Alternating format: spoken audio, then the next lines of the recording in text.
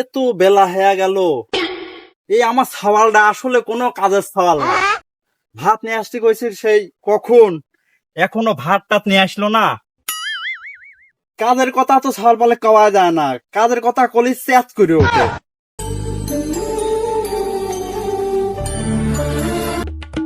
ও আব্বা, আব্বা ভাত নিয়ে আসে, ভাত খেয়ে যাও।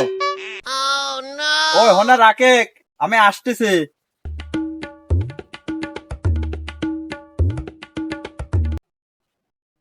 তোকে আমি কলাম একটু কৃষি কাজে মন দে, তাও তো তুই আমার কথা শুনিস নে।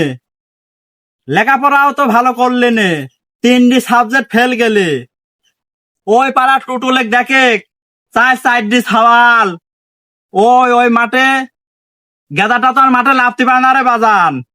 ওই ছোট একটা আছে, খপত খপত করে ধান লাগারে বাজান, আমার বুকটা ফাটি যায় রে বাজান, আমার বুকটা ফাটি যায়। তারপরেও তুই আমার দিক টাকা দেখিস না, আমার তো বাজান বয়স হয়েছে বাজান, আমার বয়স হয়েছে। তোর মাকে আমি কইছিলাম এক সওয়ালে আমার নাংরা চাষ হবে না। ওই শালি আমাক তো কইলে না একটা সওয়ালে আমার ভালো, আবার কার কথা শুনে কইলে আমার সওয়ালে ফোন কিনে দাও। আমরা কি স্কুলে পড়ি না রে বাজান, আমার কি কোচিং করা লাগেনি, ওই ফোনে বলে সওয়াল পাল কোচিং করে। তারপরও তোর দিলাম ফোন কিনে, খালি সাঁতার টানিস, খালি সাঁতার টানিস, শরীরে একটু কি টাকা দেখেছিস? ওই ফ্রি ফায়ার না কি ছাতা মাথা খেলিস, শরীরটা একদম হুকা ফেলা দিছিস। আমার কষ্ট বাজান তুই বুঝলি নি রে বাজান, আমার কষ্ট বুঝলি নি। ওই দাড়ির পারে ওই মাঠে কলাম 10 কাঠা ভুই পিস লাগা থুই। চার দোকানে তো আমি যাতেই পাইনি রে বাজান।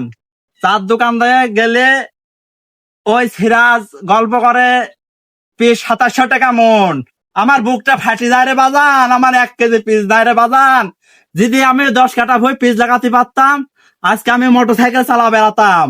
কিন্তু বাজান তুই আমার কথা শুনলি নি, তোর যে আমার কি হবি ক। আমি চিন্তা ভাবনা করেছি বাজান, আমি আর একখান বিয়ে করবো। टूटा टूटा एक परिंदा ऐसे टूटा कि फिर जुड़ ना पाया।